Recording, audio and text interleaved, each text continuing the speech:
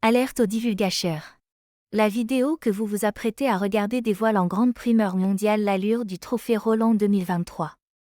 Si vous êtes un employé de Simard Cuisine et Salle de Bain et que vous voulez vous garder la surprise pour le soir de la remise, ne regardez pas cette vidéo avant le 9 décembre 2023.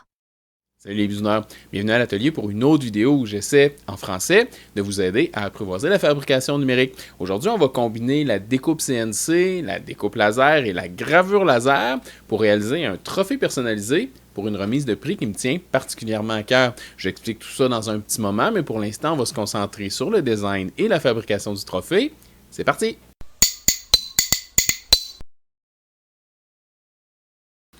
Tout ça commence bien évidemment devant l'écran de l'ordinateur. Je pars du logo de l'entreprise, puis je suis gâté parce qu'ils ont rafraîchi leur image de marque cette année, puis certains éléments de la nouvelle image ont une géométrie qui se prête super bien à devenir un objet en 3 dimensions comme un trophée. J'importe le DXF du symbole qui m'intéresse dans la NanoCAD, et là j'expérimente un peu avec les différentes manières de créer un contour, de placer tout ça pour que ça devienne quelque chose d'intéressant. Mon idée de départ, c'est d'usiner un fond dans du bois massif, puis de superposer à ça ce que j'appelle les plaquettes du logo, soit dans une essence de bois contrastante, ou soit dans un autre matériau, là, comme de l'acrylique par exemple. Après un bon moment à tourner ça un peu dans tous les sens, puis essayer de trouver les proportions idéales pour le produit fini, je finis par atterrir sur un modèle à mon goût, et je suis prêt à le préparer pour la découpe CNC. Aujourd'hui, j'utilise VCarve Pro de Vectric pour générer mes programmes d'usinage parce que c'est là que j'ai mes habitudes, mais c'est une découpe de base là, qui peut être programmée dans des outils plus faciles d'approche comme Easel ou Carbide Create par exemple. Quand mon tracé est prêt, j'enregistre le G-code sur une clé USB, puis je suis prêt à charger ça dans ma Bytech. Avant de m'installer à la CNC, je vais partager avec vous une astuce que j'utilise depuis un petit moment. Quand j'ai besoin d'une planche de bois massif assez épaisse pour un projet, que ce soit pour des planches à découper ou des trophées comme dans le cas d'aujourd'hui, je ne suis pas super bien installé pour me faire des collages de panneaux laminés. Je ne suis pas équipé pour surfacer les pièces, j'ai pas vraiment l'espace pour faire sécher les panneaux. Puis il y a le temps, je cours toujours après le temps. Bref, pour obtenir des panneaux d'une qualité industrielle sans faire sauter la banque ni y passer des jours, je vous conseille de magasiner du côté des marches d'escalier.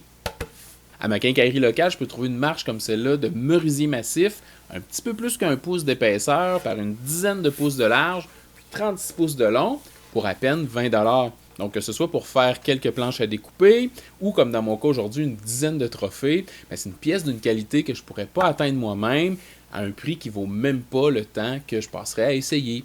Un petit truc à garder en tête.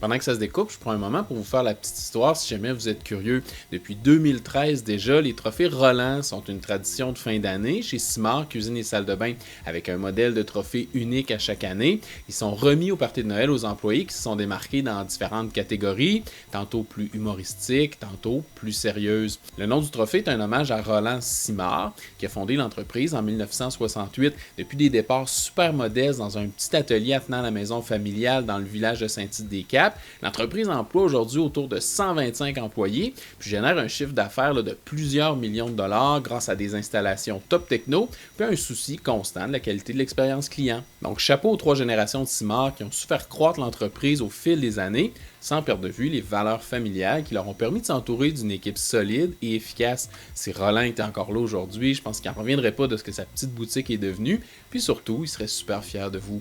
Donc pour conclure la petite histoire, si vous êtes dans la grande région de Québec ou de Trois-Rivières puis que vous avez un projet de construction ou de rénovation, passez voir Simard pour la meilleure expérience client, que ce soit avant, pendant ou après l'installation. Puis dites-leur que c'est la bisounerie qui vous envoie, ils n'en reviendront pas.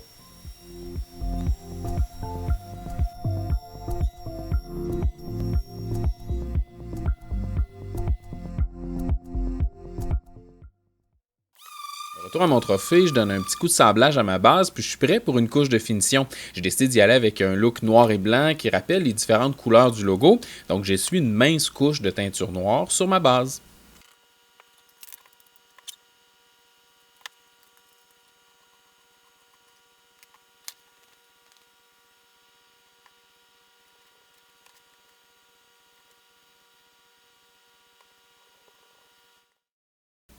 Maintenant, je suis prêt à m'occuper des plaquettes. Elles sont faites d'acrylique blanc, 5 mm d'épaisseur.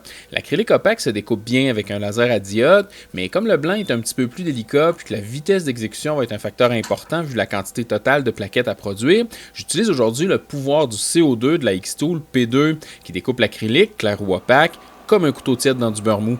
Les reflets de mes néons au plafond empêchent de l'apprécier pleinement à la caméra, là, mais je vous jure, c'est beau à voir.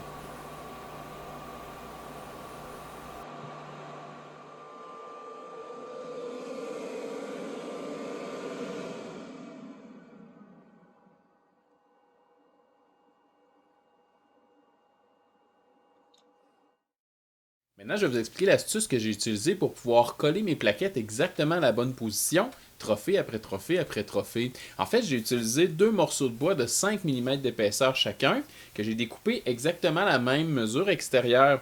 Il y en a un des deux qui épouse la forme extérieure du trophée, puis l'autre épouse la forme extérieure de chacune des plaquettes.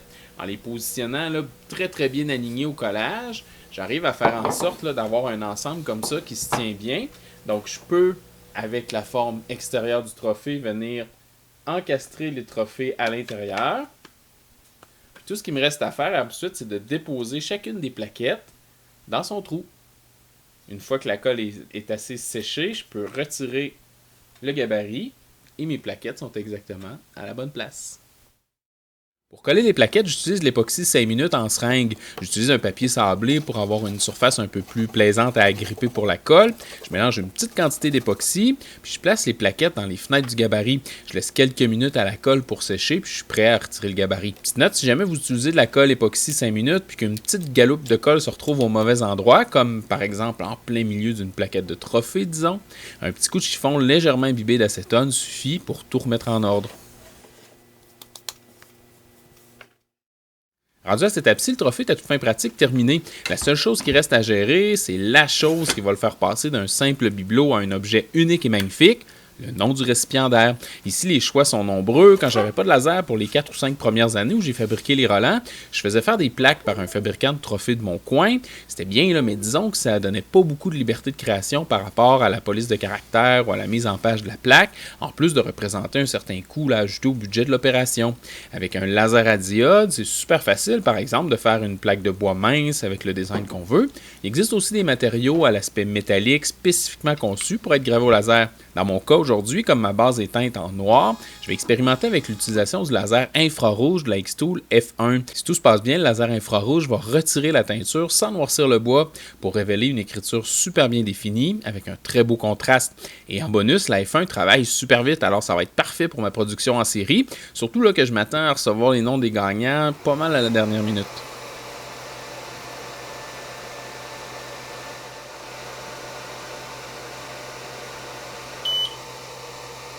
Le résultat du test est super concluant, c'est un feu vert pour graver sur le prototype.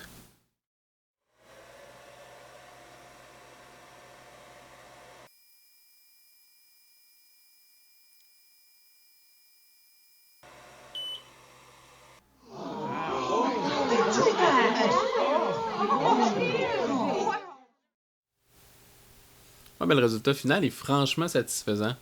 Pas trop mon genre de taper sur ma propre épaule, là, mais je suis obligé de vous dire que ce trophée-là, il est vraiment joli.